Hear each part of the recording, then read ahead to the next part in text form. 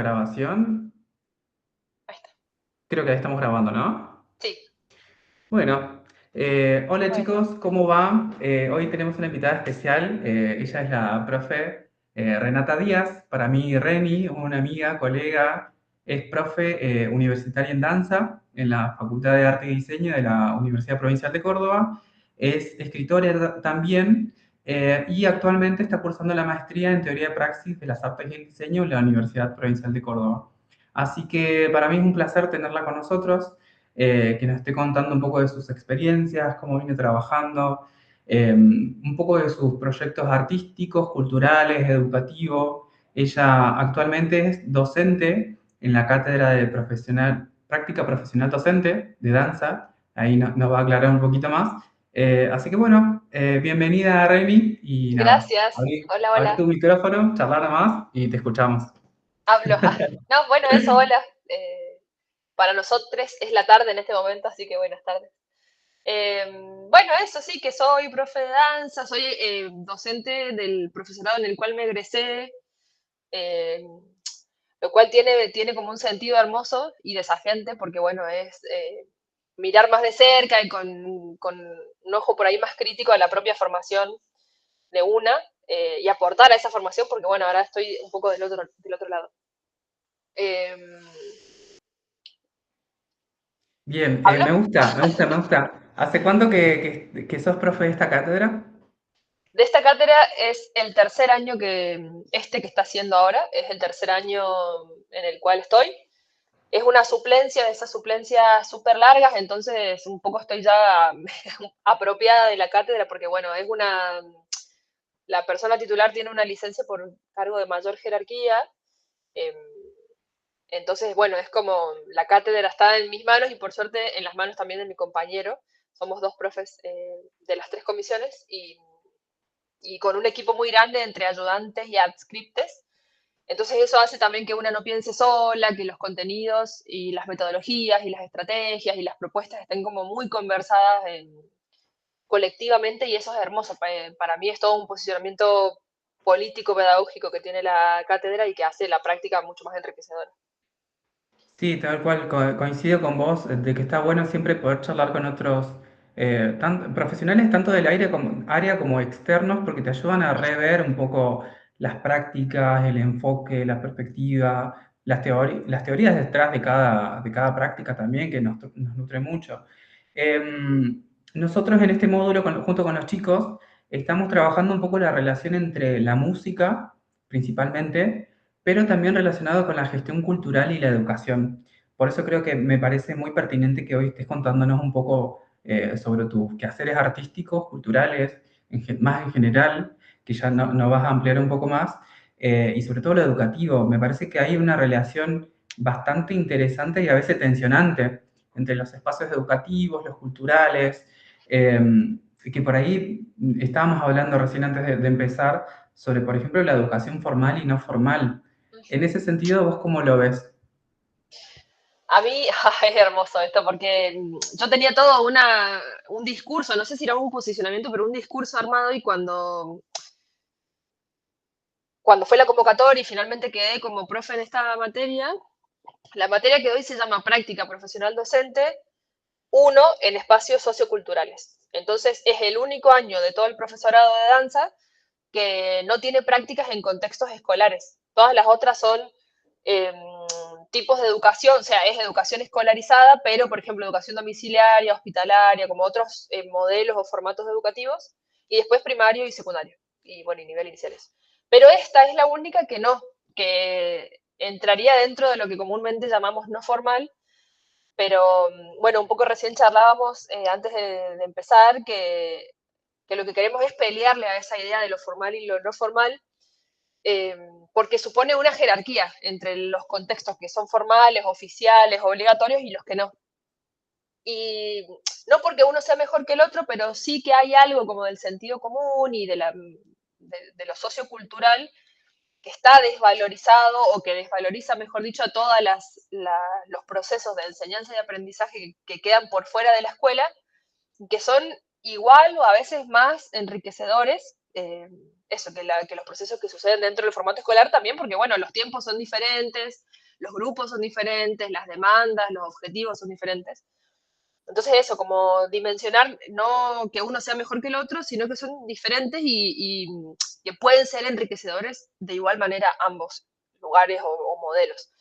Eh, entonces trabajamos mucho en clubes de barrios, en Córdoba hay algo que se llama CPC, que son centros de participación ciudadana, que serían algo así como centros vecinales donde tienen como oficinas o sedes del registro civil, de la empresa de electricidad, de la empresa de agua, bueno, como ahí se pueden agilizar ciertos trámites, sobre todo para los barrios más marginales que no necesiten ir sí o sí al centro de la ciudad para poder hacer un trámite. Y en esos centros se dan talleres, no sé, se hacen desde taller de corte y confección hasta eso, talleres de danza, de música, bueno, depende un poco también del barrio, de la zona y de la demanda de esa comunidad. Eh, entonces, así Entonces, como, esto, sí, esto quiere decir que en esos espacios las cuestiones artísticas y culturales cumplen una función más social, más de acompañamiento, de estar, sí, de brindar herramientas quizás.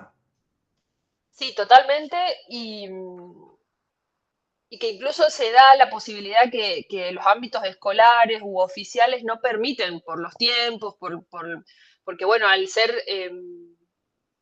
dentro del mundo oficial, por ejemplo, de la provincia, eso, hay ciertos objetivos y parámetros y reglas que cumplir que vienen del ministerio, que por ahí en los clubes o en las academias o en los CPCs, nada, los requerimientos son como en teoría recreativos, pero terminan teniendo una función puramente social, hasta diría, no me sale la palabra, eh, bueno, no importa, pero hace un ratito hablábamos, por ejemplo, de uno de los CPCs de un barrio que es bastante marginal, urbano marginal en Córdoba, eh, y que es un espacio casi que de rescate de infancias y adolescencias que han estado en situaciones de vulnerabilidad extrema o en situación de adicción, y un poco los talleres del club o del CPC los han ido absorbiendo en el buen sentido para sacarlos de la calle, para tener ahí una actividad creativa y que va mucho más allá de lo recreativo o del entretenimiento.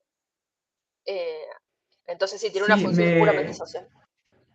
me gusta esto que traes para pensar, porque justamente la clase pasada estábamos hablando con los chicos y les decía que el sistema educativo formal, entre comillas, por ahí lo que tiene es como un sistema burocrático mucho más pesado, más, ¿cómo decirlo? Más, hay como muchas jerarquías que dependen de otras. Por ejemplo, estaba pensando en como, por ejemplo, un colegio primario, la persona más jerárquica es un directivo o una directiva, la directora, pero esa responde a alguien que trabaja con el área regional, que después depende de alguien de la provincia y que a su vez los contenidos vienen desde Nación. Entonces como que hay una larga línea como para poder soltarse o abrir un poco los contenidos o dinamizarlos y que por ahí lo que vos decís de estos espacios que son culturales, que están capaz más en espacios marginales de asistencia y demás, por ahí te permiten esa libertad creativa de combinar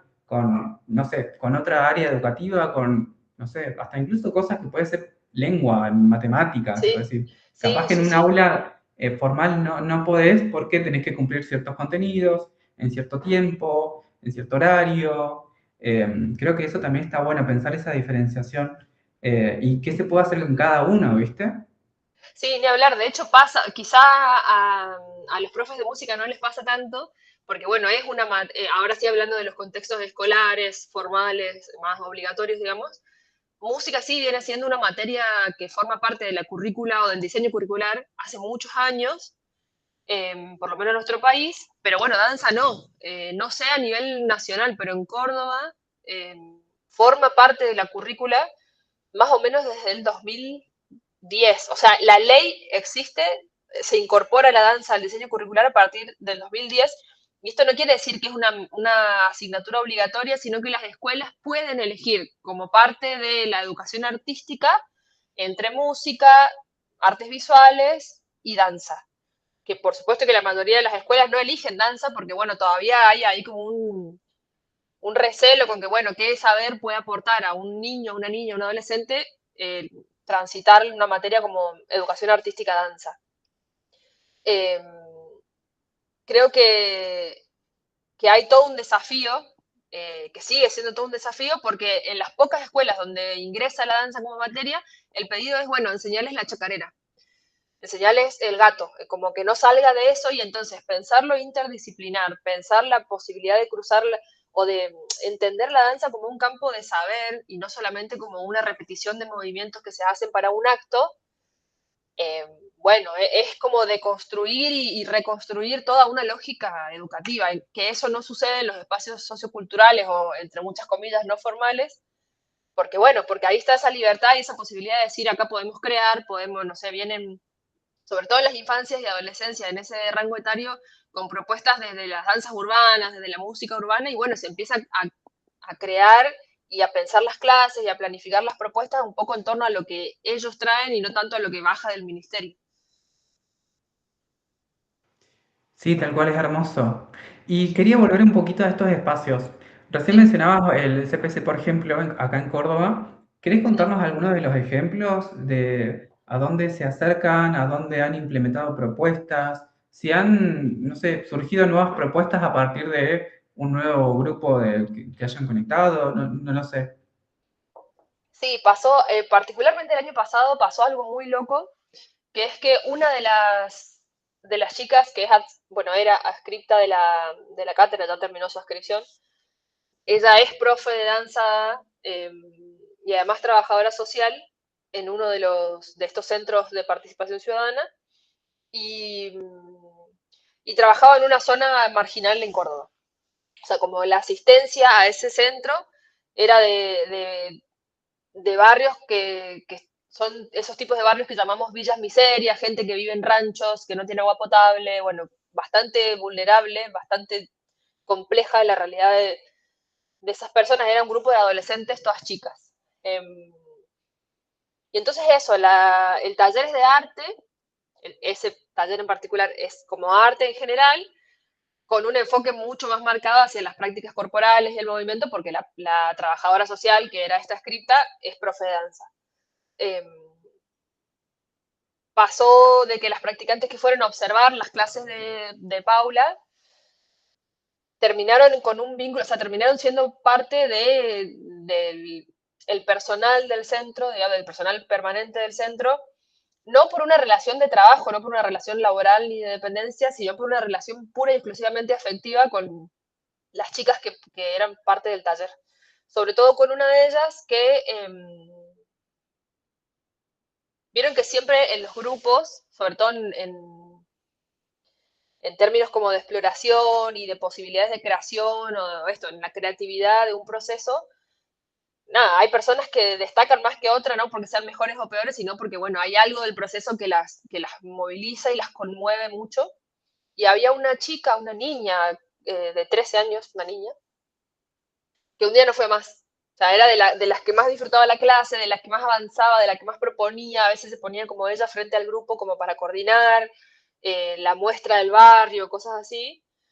Eh, y no fue más, y no fue más, y no fue más, y nadie sabía nada de ella hasta que un día otra de las chicas que era vecina de la prima, una cosa así, aparece diciendo que el papá lo detuvieron, fue preso, eh, de la mamá nadie sabía nada, nadie sabía nada, nadie sabía nada, y de golpe las propias hijas se enteran de que se descompensó en la calle y estaba internada en el hospital gravísima, al borde de la muerte. Luego finalmente murió como por un cáncer que no sabía que tenía. Y entonces ella, que era la hija más grande, no fue más ni a la escuela ni al taller porque se estaba haciendo cargo de los hermanos y de conseguir por lo menos agua para que tomen. Entonces, las practicantes, sé que se hace un poco larga la anécdota, pero porque fue uno de los momentos así que ya no importaba como ni la cátedra, ni la nota, ni el informe de prácticas, digo, hay algo puramente humano que se moviliza, perdón, Ahí estabas saludando. perdón. No, Javier, no pasa nada. Eh, Hay algo puramente humano que moviliza, digo, más allá de los objetivos que pueda haber para un taller y que se doy, que tuvo que ver con conseguir que aparezca la CENAF, que es como la Secretaría de Niños, Niñas y Adolescentes, porque nada, era una menor haciéndose cargo de otros menores, de conseguirles un techo porque vivían en un rancho hecho de chapas y cartones, conseguir comida. Entonces, de repente no toda la cátedra, pero gran parte de la cátedra se movilizó, eh, porque bueno, había algo que priorizar, que era sostener la vida, y que después Belén, que es la chica esta de 13 años, entre todo lo que pasó, pudo volver a sumarse al taller, y ya no se sumó como asistente al taller, sino como una persona que sostenía ese taller para que otras infancias y adolescencias como ella puedan acudir aunque no tengan agua, aunque su papá esté preso. Bueno, como, hubo algo ahí que por lo menos a mí en lo personal me hizo caer en cuenta de hasta dónde pueden llegar las prácticas artísticas, y movilizar las prácticas artísticas en espacios socioculturales, que no lo había visto, como uno lo puede comprender en lo teórico, en lo racional, pero hay algo del estar con otros y el compartir con otras realidades que cae esa ficha, hace caer esa ficha solamente viéndolo y viviéndolo. Me fui un poco por las ramas, No, está bien, pero bueno. sabes, te estaba escuchando, me parece muy fuerte, pero estaba pensando que también las artes tienen esto de permitirnos los espacios sensibles, reconocer esa vulnerabilidad que nos hace humanos y humanas. Y me estaba pensando en Rancière, por ejemplo, cuando hablaba de esto. Sí, o sea, si bien lo artístico pareciera del ocio, de que se hace solamente porque te gusta, también hay una conexión humana que nos conecta con quiénes somos y dónde estamos y por qué estamos donde estamos y qué hacemos, por qué hacemos lo que hacemos. Y me parece lindo también darle un buen motivo a esa persona para continuar haciendo un montón de otras cosas. Me parece en ese sentido una buena herramienta para conectarse con un otro y otro. Sí, sobre todo porque esta es la convicción en la que yo me manejo y en la que trato de dar las clases y de vivir un poco en el mundo artístico y de la enseñanza y de lo cultural. Y nada, y que el arte es un campo de conocimiento, digamos, así como está el campo de conocimiento de las matemáticas y de la lengua y la literatura y de los idiomas. Bueno, el arte también constituye un campo de saber y construye saberes a partir de experiencias sonoras, de movimiento, visuales, audiovisuales, eh, y poder tener la posibilidad de acceder a esas experiencias que generen esos conocimientos, yo creo que es clave porque transforma la realidad. Digo, si esta chica no hubiese sido parte de un taller en el que casualmente había una profe de arte que además encima era trabajadora social y que tenía cierta sensibilidad y trabajaba en ciertos espacios con un equipo de gente que podría encargarse de la situación y que sabía qué hacer en estas situaciones, hubiese sido muy distinta la historia, el final de la historia y obviamente su vínculo con el arte. O sea, hubiese terminado en que ella criaba a sus hermanos y ya. Eh, y que igual fue una historia con bastante final feliz, como no suele pasar en otras historias, eso también está bueno decirlo. Eh, Porque bueno, en la mayoría de los casos lo que pasa es que los hermanos quedan separados, se van del contexto en el que viven, pierden todo contacto con la poca red que tienen. Y en este caso, por la intervención del equipo que éramos, nada, se pudo sostener para que una tía se haga cargo, vino la tía a vivir a la casa, un tío, perdón, vino el tío a vivir a la casa, bueno, ya a primero a tratar de por lo menos ponerle ventanas a ese lugar donde vivían y a que se puedan cerrar y no pasen frío. Digo, cosas muy básicas de la supervivencia humana, que en muchos otros casos no sucede, pero yo insisto en que es entender que los lenguajes artísticos son campos de conocimiento y que así como construyen conocimiento, también transforman realidades. Eso es lo que quería compartir. Sí, en ese sentido coincido con vos y me parece que es también un poco ponerle el cuerpo a lo que hacemos y lo que nos gusta y lo que nos interpela y lo que nos mueve. Y hablando un poco sobre poner el cuerpo, estaba pensando un poco de los eventos culturales o algunos proyectos artísticos, saliendo, no necesariamente saliendo de lo educativo, pero sé que has participado en otros eventos. ¿Querés contarnos un poco de eso? Y si Sí. querés, podés compartir fotos. Ah, sí, Que tengo sé fotos que para compartir. hay fotos. Hay fotos. A ver, ahí voy. Em, Vamos a compartir algunas fotos. Dale. Sí, porque entiendo que venís trabajando un poco sobre si bien venís de la danza, hay un poco de lo performático un poco de las escrituras, un poco de las letras, Sí, hay un y montón. me gusta cómo esos universos pueden convivir en estos espacios. Eso, que por ahí en los espacios más formales, escolares, no se dan tanto. Empecé de atrás Bien, para ahí adelante, sí, a ver. estamos viendo la foto. ¿Están Ah, viendo? sí, Espérate. ahí estamos. Ahí va. Bueno, sí, son algunas. En realidad me hubiese gustado encontrar más y un poco más organizadamente, pero bueno, es lo que pude conseguir para hoy. Em, Voy contando primero las fotos y después charlamos más. O... Dale, si querés contanos un poco y después vamos a ir pensando un poco Dale, la relación con la música, ¿vale? eso. Dale. Eso, además de habitar el mundo de la danza desde muy niña, em, bueno, también ahí habito otros universos que para mí no son paralelos, sino que se van cruzando todo el tiempo, que tienen que ver con la literatura, un poco con la música, no porque yo haga música, aunque me encantaría, pero sí, bueno, esto, por el trabajo interdisciplinar constante, tanto de presentaciones de danza como de literatura, siempre hay eh, proyectos, intervenciones, propuestas musicales o sonoras. Entonces, bueno, aunque sea de oído, algo se toca. Eh, y bueno, y también con algo relacionado a lo que tiene que ver con gestionar espacios u organizar espacios, actividades, movidas que sean para otras personas o para que otras personas compartan su arte, sus propuestas.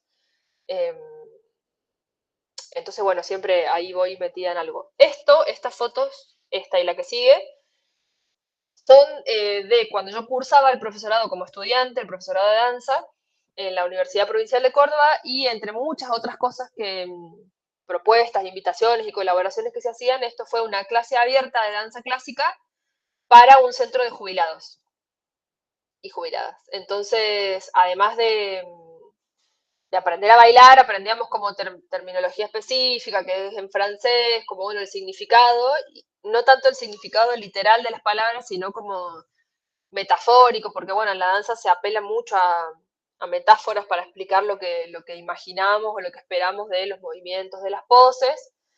Entonces se trabajaba primero nombrando, haciendo muestra de cuál era la posición y después hacíamos los movimientos en conjunto y nos habían como destinado dos invitados o invitadas por estudiante.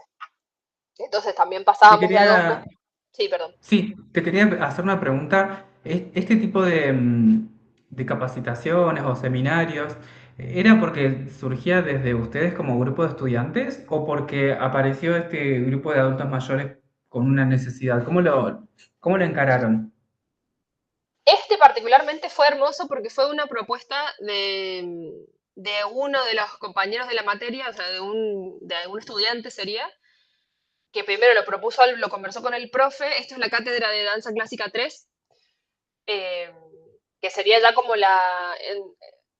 esta danza clásica 1 y 2, que son como para aprender la danza clásica y los métodos, bueno, en este caso el método que se enseña, porque como que mundialmente hay dos, en el profesorado se trabaja uno, que es muy específico y tiene determinadas formas de enseñar, y en la cátedra del tercer año, que es danza clásica 3, lo que se trabaja pura y exclusivamente es cómo enseñar la danza clásica. Entonces un estudiante comentó que él daba clases en un centro de jubilados y que le parecía interesante como ponernos en el lugar de docentes de danza clásica con personas que nunca en su vida habían bailado danza clásica, y al profesor le encantó la propuesta. Entonces se organizó, se preparó, bueno, hubo además después como merienda compartida, fue toda una jornada, pero el trabajo más específico fue como planificar la clase y cómo hacer un pantallazo general, pero completo, de lo que es la danza clásica para personas que jamás habían tenido contacto, más que viendo bailar algún ballet. Pero en general el profesorado tiene propuestas así que buscan pensar no solo lo interdisciplinar, sino lo transdisciplinar, como haciendo ahí esa diferencia, porque si no lo inter sería como más seccionado, bueno, la música por un lado, las artes visuales por el otro, y cada uno coexiste en una misma actividad. Y acá un poco la propuesta siempre es pensar como que, bueno, se retroalimenten los lenguajes y las disciplinas y se pueda crear y componer transdisciplinarmente. Hago un paréntesis acá porque es re común en el mundo de la danza componer o crear la danza en base a la música. Como que, bueno, acá hay una música y bailamos esa música. Pero bueno, en los últimos años se viene dando como una discusión más bien teórica de, bueno, también puede estar un poco la música al servicio de la danza y entonces decir, yo tengo esta coreografía o esta secuencia coreográfica, necesito una música para esto.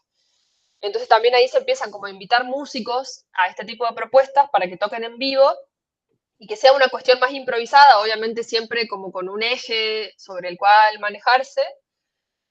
Por ahí en la danza clásica o en la música clásica es un poco más difícil porque, bueno, tiene que tener determinado ritmo. Ahí, cuando se baila un adagio, la música tiene que ser, bueno, más lenta, se hace mucha más fuerza para sostener el movimiento lento. Entonces no puede ser cualquier música, tiene que ser alguien que sepa tocar adagio. Bueno, hay como todo un universo técnico que sostener. Pero en resumen, lo que se busca siempre es poder trabajar transdisciplinarmente. Y las propuestas generalmente son así, de ese estilo. O sea que el enfoque este de trabajar de manera interdisciplinar es desde todo el plan de estudios de su formación. Sí, yo creo que más que del plan de estudio es del plantel docente que viene sosteniendo el profesorado y llevando a cabo el profesorado. Ujú. Eh, de hecho, cuando vos ves el plan de estudio del profesorado de danza, no pareciera haber mucho de todo esto. Y sin embargo hay porque, bueno, quienes estamos ahí y quienes pensamos la danza y las artes en pos de la enseñanza y el aprendizaje, buscamos que sea de esa forma.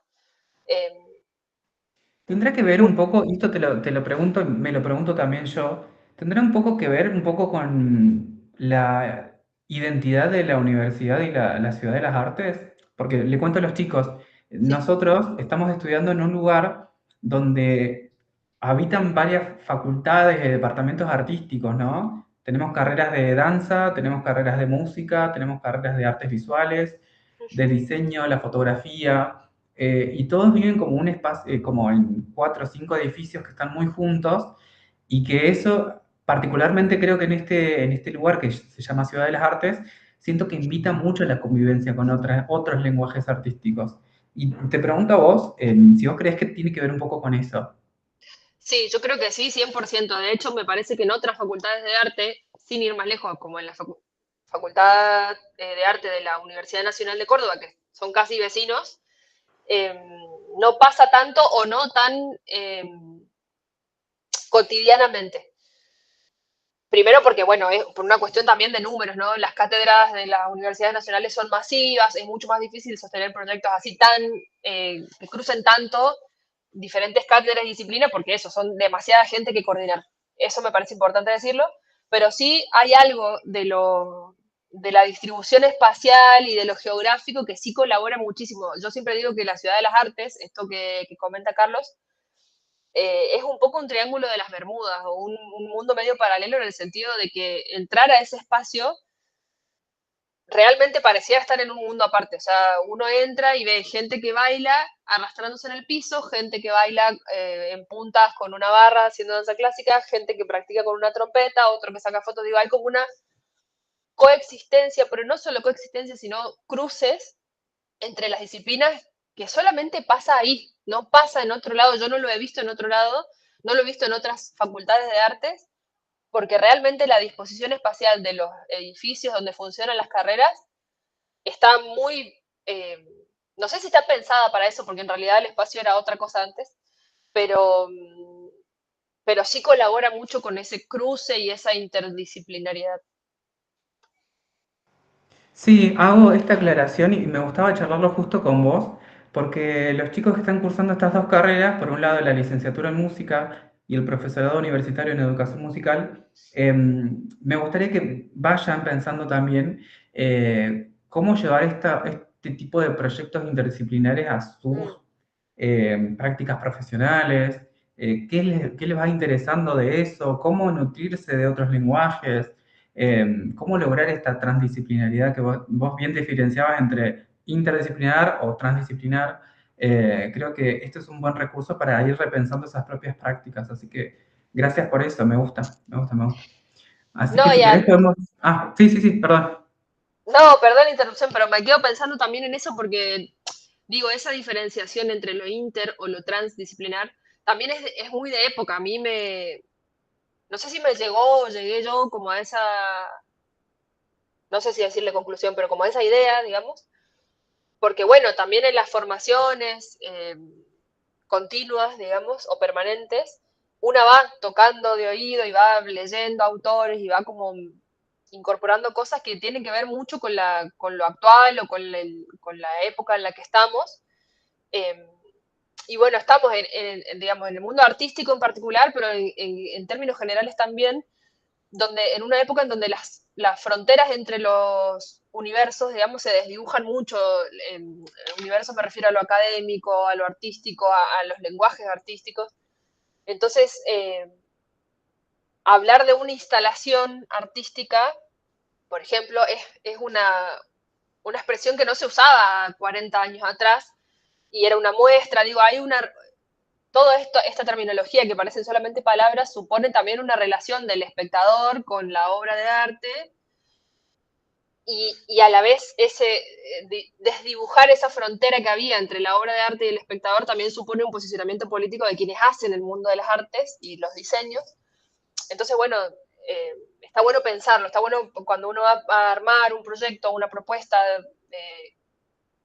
de varias disciplinas, pensar qué es lo que se busca. Digo, yo quiero que venga un músico, o en el caso de los músicos, quiero que venga una bailarina y baile esto que yo hice, o quiero componer junto con ella. Estoy poniendo un ejemplo muy, muy tonto, muy literal quizás, pero está bueno como pensar en no solo que coexistan los dos lenguajes, sino bueno, como que se puedan nutrir y construir en conjunto, entrecruzadamente. Sí, pasa también en las artes visuales. eh, un artista, allá por el 1920-30 más o menos, eh, Kandinsky, no sé si lo ubicás. Uh -huh, Bueno, él, por ejemplo, fue uno de los primeros en hablar sobre la sinestesia y cómo él, por ejemplo, representaba el sonido. Que a mí cuando claro, yo lo leí fue como, wow, un montón. Pero bueno, ese tipo de cosas está súper interesante. sí. Sí, es lindo pensarla eso, en la formación de cada quien. Bueno, yo avancé, perdón, yo avancé, pero vos andás diciéndome, o cuando Sí, me sí, voy por sí. las ramas, o cuando avancé antes de tiempo. Dale, Em, gracias. Sí, sí, sí, nomás me gusta escucharte. Está bien. Esto es en realidad es un registro más en términos de recuerdo personal que otra cosa, pero sí creo que está bueno para pensar la gestión cultural. Esto fue un evento, un encuentro en realidad de música y poesía en un espacio hermoso que invito, si tienen la posibilidad de ir a conocerlo, vayan porque es hermoso. Es en Córdoba, está lejos, pero bueno, es en Tanti. Y es un bar cultural que fue creciendo y que fue incorporando actividades y propuestas a medida que eso, que fue pasando el tiempo y que se fue dando más a conocer. Esto fue un encuentro, es como les decía, de poesía y música, y yo un poco participé como de la organización de esto, de convocar gente, de qué personas, con qué, no tanto con qué perfiles, pero bueno, sí buscando qué, digo, hay gente que, por ejemplo, en la literatura hace lectura llana de textos. Hay gente que hace lectura performática de textos, hay gente que puede tener un solo texto que le dura un libro entero, entonces bueno, como un poco esa, no sé si llamarle curaduría, pero sí preselección de invitados para la propuesta. Y bueno, y también de personas que estén haciendo música, que no sean, no quiero decir que no sean famosos, pero bueno, digo, que como artistas emergentes que quieran dar a conocer lo que están haciendo, se buscaba particularmente para ese día como artistas jóvenes, que haya artistas mujeres. En el mundo de la Sí, poesía, quería hacer como un paréntesis, que decías que no sabías identificar el público para este tipo de eventos.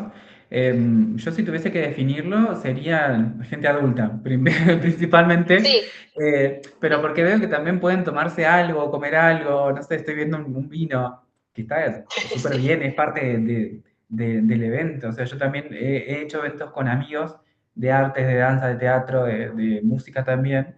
Y me acuerdo que muchas veces pensamos eventos nocturnos, tarde y noche, y que es ese tipo de perfil, y está bueno también remarcar eso.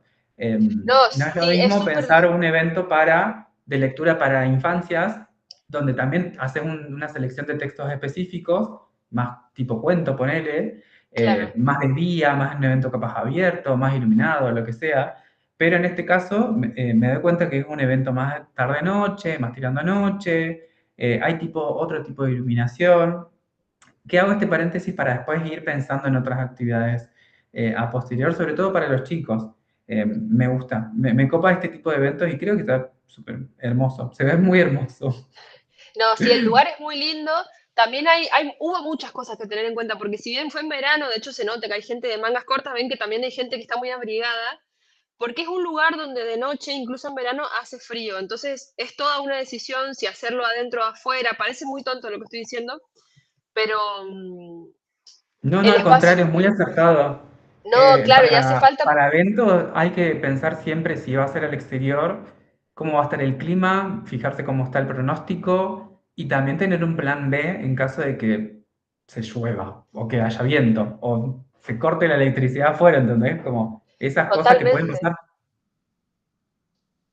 Totalmente, de hecho también, bueno, ahí se ve de hecho la señora que está ahí como en la primera plana con un saquito negro, eso, había, no solo que era para adultos, sino que gran parte del público eran adultos mayores, porque por suerte, hace unos años, por lo menos en Córdoba, el mundo de la poesía está siendo más habitado por gente joven, por jóvenes adultos, pero no siempre es así y hay muchos eventos que eso, son gente muy grande, que necesitan determinadas comodidades como lugar para sentarse, digo, hay otros eventos de poesía, para escuchar poesía que no hay sillas, entonces bueno, eh, gente muy mayor quizá no puede, o gente en silla de ruedas, digo, hay como todo un público que está bueno atender quiénes son, para quiénes vamos a organizar, para quiénes vamos a gestionar. Este lugar también, si bien hay mucha gente adulta mayor, como decía, se puede ver ahí que está bastante, es un lugar bastante trasheado, eh, con determinada estética, tiene determinado perfil político, toda la difusión de este lugar se hace con lenguaje inclusivo, y son cosas que parecieran no tener importancia y tienen mucha importancia y determinan quiénes van o no van según lo que ven en la difusión de las redes, en la difusión que se manda como individualmente a las personas y demás, en los flyers, en la cartelería. Eh, es un lugar que es casa de té a la tarde, pero a la noche tiene como esta oferta o esta propuesta de vermú, de comer algo más tipo bar, que claro, uno no piensa un evento familiar para ese tipo de lugares. Bueno, eso era como hacía modo sí, de experiencia. Y esto, esa que está tirada al medio, que parece que está teniendo una ACV, soy yo. Hola. Sí, te estoy escuchando. Ah, Silencié el no, micrófono para que no se escuche ruido. Justo está no, está bien, pasando. no sabía si se me había cortado internet, Ah, no, no porque estoy viendo estoy, solo la pantalla completa de la foto. estoy acá, te escucha. Gracias. Bueno, acá esto es lo que fue mi trabajo final del profesorado de danza para la cátedra de producción artística. Que bueno, eh, podría llamarse producción artística o gestión cultural tranquilamente, porque además de hacer foco en todo lo que es el proceso creativo para una producción específica como fue esto, que fue una obra de danza, eh, bueno, hubo que trabajar muchísimo esto que veníamos conversando de cómo elegir el lugar, a qué público iba a estar destinado. En este caso, hace un rato antes de comenzar hablábamos con Carlos, que en las artes escénicas o en los espacios, en las salas de teatro, se habla de caja negra, que bueno, es eso, es la sala donde se exponen las obras de artes escénicas y que generalmente son todas negras, de piso negro, sillas negras, paredes negras, para facilitar un poco la iluminación, suelen estar insonorizadas para que el sonido, bueno, tenga una mejor calidad y un montón de factores más. Y la propuesta nuestra fue hacer una caja blanca, que justo en esta foto no se nota porque fue el único momento de oscuridad total que hubo, va, no total, pero digo, donde el fondo no se veía tanto, pero bueno, todo eso que se ve de fondo, tanto el piso como la pared, son muchos metros de silo bolsa, que es como el tipo de plástico con el cual se hacen las bolsas para guardar y transportar las hojas. que acá en Córdoba se cultiva mucho en algunas partes de la provincia. Entonces, bueno, primero todo el proyecto tuvo que ver no solo con el resultado final, que es lo ultimísimo, de que es mostrar la obra, sino con todo el proceso de contactar a los ojeros, conseguir las bolsas, lavarlas. Todos los sábados y domingos íbamos a este lugar que hablamos, Ciudad de las Artes, que es donde está la facultad, con hidrolavadoras y hacíamos un despliegue enorme en toda una explanada que hay muy grande de estos plásticos, de estas silobolsas para lavarlas, porque les queda un olor muy feo después de las hojas. Bueno, todo un trabajo de ni siquiera de preproducción, de precreación, porque después lo que hicimos fue crear con estos materiales, digo, el sonido de las pisadas sobre ese plástico, bailar, la ropa que teníamos ahí puesta era como esos mamelucos que se usaron mucho en la pandemia, que también se usan para los pintores, bueno, que son como de Sabes plástico. que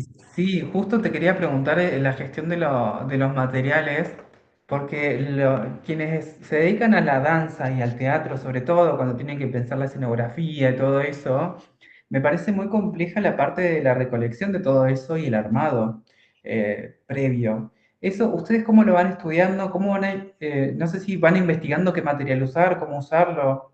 Eso, ¿cómo lo abordan? En este caso particular fue pura y exclusivamente desde la exploración. Habíamos probado con muchos otros materiales, con otras telas, con otros plásticos. Eso que tenemos puesto es un tipo de plástico. Eh, pero yo creo que un poco depende del objetivo y el rol que se le da al vestuario. En este caso, nosotras teníamos abajo ropa como de fiesta, como de boliche, porque bueno, hacia el final de la obra íbamos sacando esos mamelucos y empezaba toda una relación, así muy a grandes rasgos era sobre las estrellas, el universo, los planetas, y parecía ponerse cada vez más física, como en física de la astrológica, digamos. Eh, y de repente se convertía como en una fiesta muy bizarra, donde en realidad las estrellas de las que hablábamos eran la Mona Jiménez y una serie de personajes así muy situados en Córdoba. Eh, pero bueno, lo que necesitábamos era un vestuario que haga sonido parecido a unas grabaciones que habíamos encontrado que había hecho la NASA de residuos espaciales, que es como una fricción y algo así como esto. No sé si me escuchan. Sí, Entonces, te escucho. Sí, sí, sí, me entonces gusta. O sí, sea que fue arrancaron mucho. de por ahí desde el sonido. Arrancamos por el sonido, justamente, y Ah, me ese fue encanta. el requisito para elegir el vestuario, por lo menos el vestuario de toda la primera parte, que es ese que se está viendo en la imagen. Porque entonces, claro, corríamos en escena, nos arrastrábamos, hacíamos acrobacias y todo eso con una ropa hecha de ese material emite un sonido, evidentemente, y lo que queríamos era que se escuche ese sonido y generar un poco este clima de nave espacial y de como de basura cósmica y esas cosas. Eh, entonces el vestuario y la elección de los materiales, lo mismo que el material que cubría el suelo y las paredes, era para generar esa sensación sonora. Después, hacia el final de la obra, también por eso necesitábamos que fuera blanco, hacíamos una proyección en vivo de dibujo, o sea, había no sé cómo se dice, como una dibujante digital que iba haciendo como patrones de dibujo sobre nuestros cuerpos en movimiento y sobre las paredes y el suelo, relacionado como a esta lógica del planetaria y de estrellas y demás. Eh, entonces el sonido como que se iba complementando, además de los movimientos, con esos dibujos que iban apareciendo a través de las proyecciones. Y con un soporte sonoro de fondo, Hermoso, ¿no? Sí, sí, hermoso, esto me fue, encanta. creo que fue lo más transdisciplinar que hice. Porque además todo fue compuesto en conjunto, no es que, de hecho, las músicas, digamos, el sonido, porque no eran músicas específicamente, era como un mix de un DJ que había descargado sonidos que estaban en la plataforma de la NASA, estos sonidos de residuos espaciales y cosas, y que había generado bases sonoras a partir de esos sonidos, sobre los cuales nosotras componíamos danza y además la artista visual componía imagen. Bueno, fue un laburo enorme, nos llevó mucho tiempo hacerlo, pensarlo, componerlo, explorarlo. Fue hermoso hacerlo. Me encanta, sí, sí, sí, sí. La verdad que no tengo más preguntas para hacerte sobre pero me parece hermoso y me gusta la idea de pensar lo que puede aportar cada lenguaje a esta instalación, a esta obra, todo lo que convive ahí junto. Sí, sí, fue un re desafío y también creo que fue así por la propuesta de la docente de la cátedra, que bueno, tiene mucho esta mirada transdisciplinar en este sentido que hablábamos de componer en conjunto y no un lenguaje al servicio del otro. Eso estuvo buenísimo. Bueno, esta fue otra instancia, quizá no fue tan escénica o no tan con tanta producción, pero sí con un sentido ahí muy político, muy también de época. Y bueno, y por supuesto desde la danza también fue un trabajo final, uno de los trabajos finales del profesorado de la cátedra de tango, que está en el último año. Y entonces era una combinación de dos instancias, como una radio de tango que iba sonando todo el día y que cerraba con una milonga que se llamaba Milonga con sentido, con guión sentido, eh, promoviendo un poco el respeto hacia el no, el consentido para todas las instancias sexuales. Ah, porque era un trabajo intercátedra entre tango y ESI. Eso me olvidé aclarar. ESI, que también es una materia del profesorado, como todos los profesorados tienen ahora. Entonces, Sí, bueno, perdón, ¿esto tiene que ver con algo de el Ni Una Menos después del 2015, 14-15? sí, sí, evidentemente. De hecho, esto fue en 2017. Entonces estaba el Ni Una Menos ahí como muy vigente, estaban si no me equivoco, al poco tiempo o el año siguiente fueron las vigilias por el aborto legal, que ahí también no conseguí como registro visual de eso, pero ahí también hubo muchas propuestas como Sí, creo que performáticas y corporales.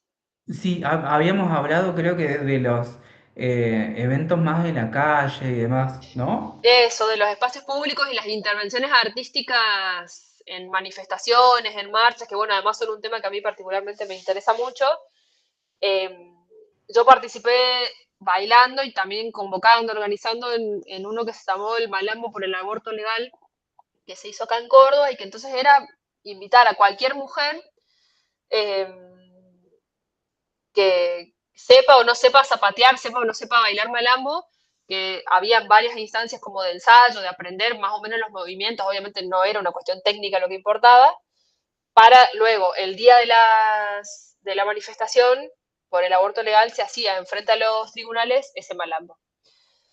Entonces había bombistas, todas mujeres, estaba un grupo de bombistas, las legüeras, bueno, que son un grupo acá muy conocido de bombistas, mujeres, eh, gente de las danzas urbanas, gente de las danzas africanas, como una confluencia de gente del mundo de la danza y que no tenía nada que ver con la danza, que se juntó a hacer ese malambo por el aborto.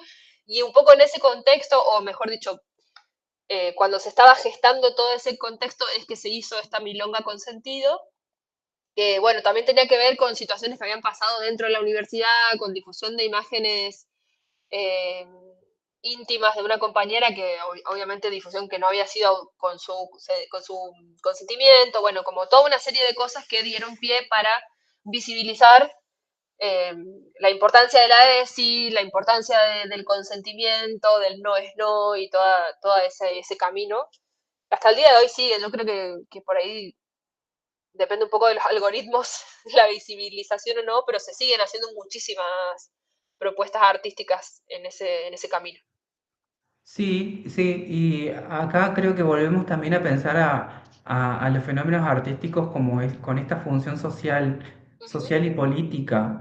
Creo que está bueno remarcar eso, Sí, porque me parece que tiene que ver mucho con tus prácticas, tanto docentes como artísticas, pensar las artes en contexto, básicamente pensar a quién va, qué mensaje querés transmitir ahí, sí, quiénes ni se hablar. incorporan y de qué manera, y que a veces no necesariamente tenés que priorizar la técnica. Y me parece que eso No, está buenísimo, que no claro, importa eso, completamente. sino una persona puede hacer arte solamente participando, estando, viendo, colaborando. Así que me Sí, parece hermoso totalmente. eso. Reni, como para ir cerrando, ¿querés contarnos un Sí. poco sobre, que esto yo lo sé porque te conozco, pero quiero saber un poco de tu lado escritora? ¿Cómo Ah, vive esa Reni entre la danza, el cuerpo, lo social, lo político, lo discursivo? ¿Y cómo se vuelca en un libro? espera que vuelvo, no puedo volver. Ahí está. Voy a Sí, dejar ahí te de estoy mostrar. viendo. Ahí está. Ahí sí. Em, ¿Escribís hace mucho o no? sí, hay algo de la escritura, del de la escritura como proceso creativo que después es muy distinto de presentar algo, publicar algo, pero digo, como el proceso creativo de la escritura, sí, desde muy pequeña, más o menos desde los 11 años, eh, casi como una cuestión terapéutica, que creo que mucha gente que escribe le pasa eso y después, bueno, va como entrando al mundo artístico. Yo soy un poco, no soy muy partidaria de esta idea de que el arte salva y de que yo hago arte para sanar. Está buenísimo si tiene esa función, pero bueno, creo que hay una impronta fuertemente política, ideológica, no hablo de lo partidario, sino como del mundo de las ideas y las convicciones, eh, que habita en quienes hacemos arte y que está bueno ser consciente de eso. Entonces, eso, a los 11 años no era consciente de eso, evidentemente era más terapéutico que otra cosa, pero fue como apareciendo esta idea de, che, yo puedo,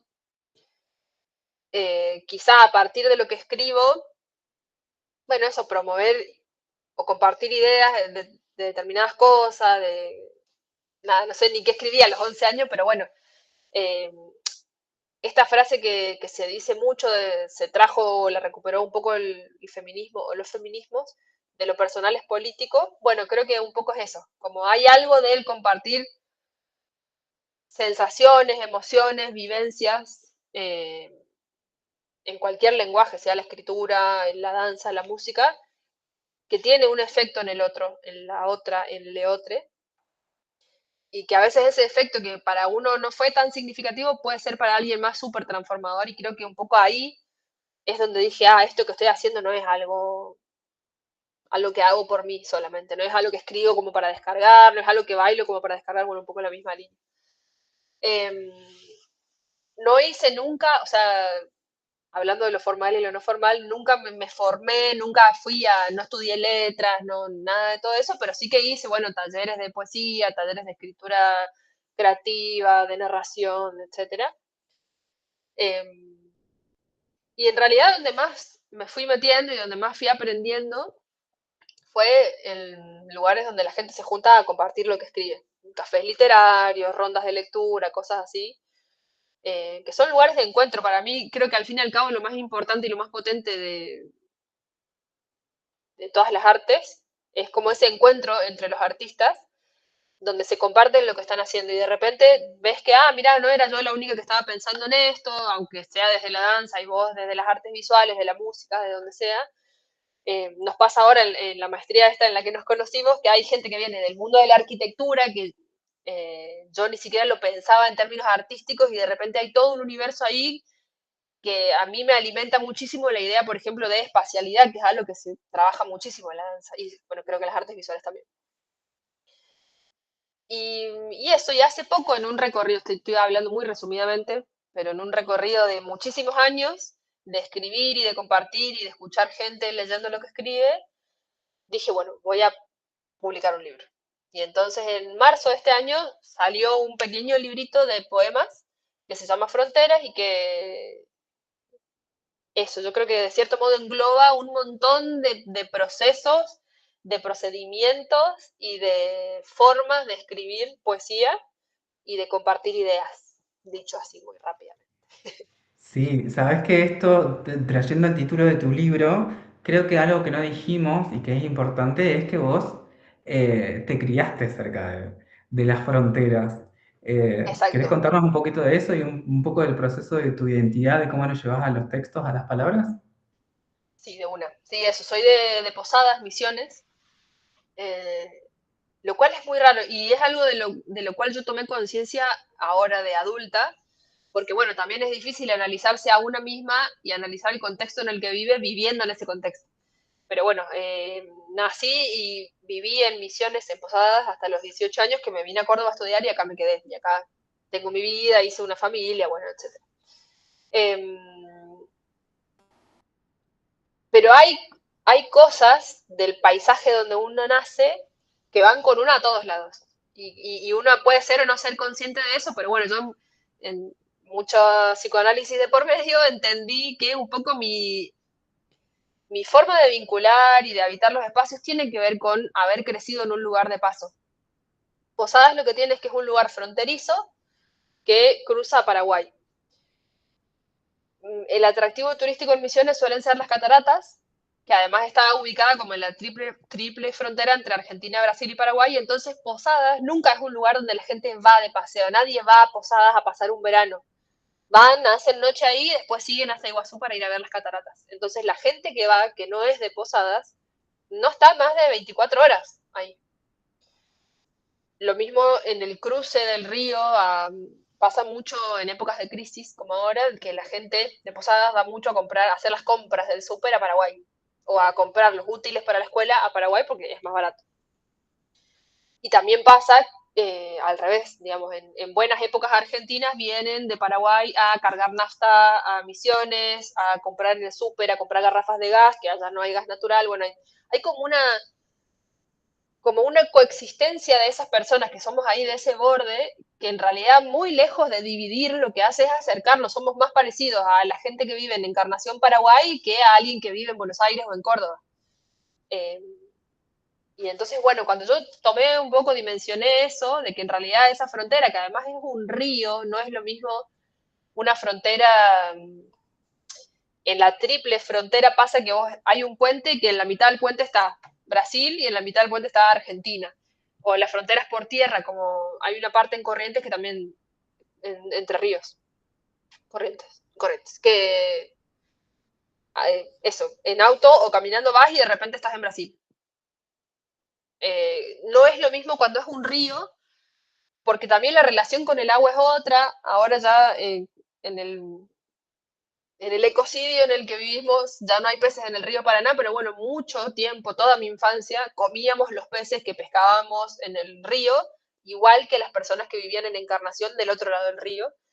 Y entonces era más un acercamiento y una vida en comunidad más que algo que nos separara, como por ahí pasa en otras fronteras o en otro tipo de fronteras.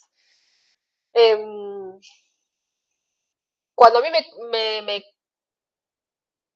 se me ilumina eso, veo ese mundo del cual yo venía con distancia, ya habiendo vivido más tiempo en otro lado, que lo que viví en Posadas, digo, esto no es solamente el lugar donde yo nací, es algo que está impreso, digamos, hay algo del registro corporal, de la memoria corporal y de los modos de vincularse con los espacios, los paisajes y con las personas, que viene de ahí, más allá de que yo me haya ido, de que cambié hasta mi forma de hablar, de que hablo más cordobés que misionero, etcétera. Hay algo de eso que está ahí latente y que está en los escritos y que vos, la presentación del libro, nadie nunca, o sea, si la sacás de contexto y ves solamente lo que fue la presentación del libro, parecía que estabas en el litoral, no te imaginabas que era en un bar en plena cañada, en plena ciudad de Córdoba, porque se escuchó chamamé, las palabras escritas en los poemas hacían evocación al guaraní, a los paisajes de allá, a la tierra colorada, a las cascadas, yo qué sé.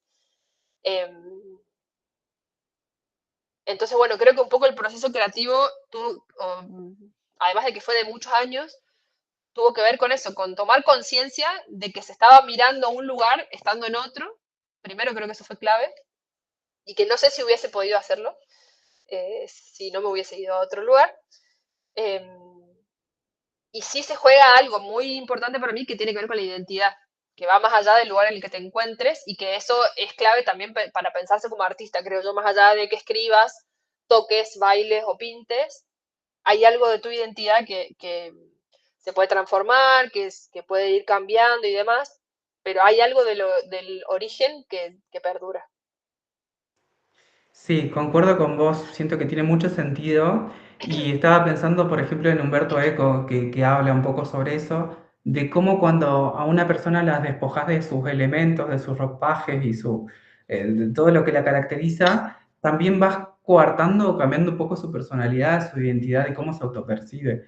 Así que me parece muy, muy lindo y creo que era algo que quería remarcar de vos y de tu obra literaria, porque es algo que con los chicos vamos a ver más adelante, así que nada, me viene muy bien. Me sirve. Bueno, No, Reni, sí. ya para ir cerrando y para dejarte que disfrutes del día, quería hacerte una última pregunta, que es un poco para también para dejarle a los chicos, para que piensen sus futuros proyectos interdisciplinares o transdisciplinares, ¿qué idea o qué recomendación le das a la hora de encarar un proyecto cultural? O sea, un poco ya fuiste contando de cómo se te da a vos esto de gestionar eventos, movidas, juntar gente, ponerle un objetivo, pensar el por qué, el para qué, pero desde tu experiencia y tu rol como formadora de formadores y formadoras, ¿vos qué tips le darías o qué hay que tener en cuenta para que esos proyectos artísticos se puedan dar lo más genuinamente posible? Y capaz que es medio complejo todo esto, pero si querés la parafraseamos. Eh, sí, eso, evidentemente que hay 10.000 millones de formas y modos y que también tendrá que ver con esto que veníamos hablando de a quién queremos que llegue, a dónde pensamos hacerlo, como, a qué público, etcétera, etcétera, en qué contexto. Pero para mí una cosa que fue clave en saber, o por lo menos imaginarme cómo organizar algo, cómo organizar una propuesta, una movida, un proyecto, tuvo que ver con ser parte y con ir a proyectos, o ir a eventos, o ir a movidas. Entonces, para, no es que primero organicé un encuentro de poesía y después fui, no, fui años como asistente, como random interesada a cosas de poesía o cosas de literatura que no sean exclusivamente de poesía, aunque yo no haga narrativa, aunque yo no haga, o a otros lenguajes, pero para prestar atención y aprender un poco de, bueno, si yo quiero hacer un evento, ¿qué tiene que haber en un evento? Y bueno, lo aprendí yendo a eventos, o yendo a encuentros, o hablando con gente que lo hace, digo, como meterse un poco. Eh, Vieron cuando uno aprende un idioma, las profesoras, las teachers de inglés o del idioma que sea, te dicen que la mejor forma de aprender idioma es impregnarse de la lengua, impregnarse de la cultura. Digo, alguien puede hablar español re bien y sin embargo no entender una frase argentina. Bueno, creo que un poco eso pasa con gestionar eventos, con proyectos, con actividades, como que para pensarlas y proponer algo está bueno haber participado antes de alguna movida, de algún proyecto, de algún encuentro, y entonces te da por lo menos un indicio de, che, si voy a hacer algo con tanta gente y tiene que haber sonido, tiene que haber baños, cosas elementales de las cuales uno no hubiese pensado si no hubiese estado en situaciones familiarizadas con eso. Y después sí, para mí es clave situar las propuestas. ¿No? No se puede hacer algo sin mirar el contexto. Eh, También lo digo eso pensando en el trabajo de la práctica docente que es tan específica en espacios socioculturales. Digo, no es lo mismo una clase para un grupo de jubilados que para un grupo de jubilados en un barrio cerrado que para infancias o adolescencias en un barrio urbano marginal. Y no puedo no mirar el contexto para pensar una propuesta, un contenido, un proyecto para ese grupo al cual me estoy dirigiendo. Digamos. Esas dos me parecen las más claves. Después puede haber infinitas. Sí, tal cual, tal cual, tal cual, pero me parecen las más asertivas. Bueno, Reni, me quedo con una de tus reflexiones que acabas de decir, con esta analogía entre la lengua y los lenguajes artísticos. Creo que me parece muy hermoso para ver cómo nos impregnamos de otros lenguajes. Así que bueno, ya por hoy te voy liberando. Te agradezco mucho Por que nos ahí. cuentes por hoy, que nos cuentes de tu experiencia, de lo que venís haciendo. Y desde ya nada, mil gracias por haber participado. No sé si querés decir algo más. Sí, sí, agradecerte y agradecer eso al grupo de estudiantes que escuche, que sostenga la atención tanto tiempo, escuchando a alguien que no conoce, digo, es todo una apuesta de tiempo y, y atención. Así que gracias y eso, de nuevo, gracias a vos. A mí, como te decía antes de que empezáramos a grabar la entrevista, la charla, a mí pensar todo esto que conversamos me ayuda a pensar la propia práctica docente, artística, incluso el propio proceso de formación que estamos haciendo ahora, porque bueno, es como que poner en palabras lo que una hace o hizo te da una dimensión de dónde estás parada y qué, hacia dónde estás yendo, porque a veces uno no es tan consciente de eso. Entonces, está bueno, yo les recomiendo que lo hagan, que lo escriban, que lo hablen con alguien, porque está buenísimo. Así que muchas gracias. Tal cual, tal cual. Bueno, voy dejando de grabar, vos quédate ahí un Sí. segundito de grabación.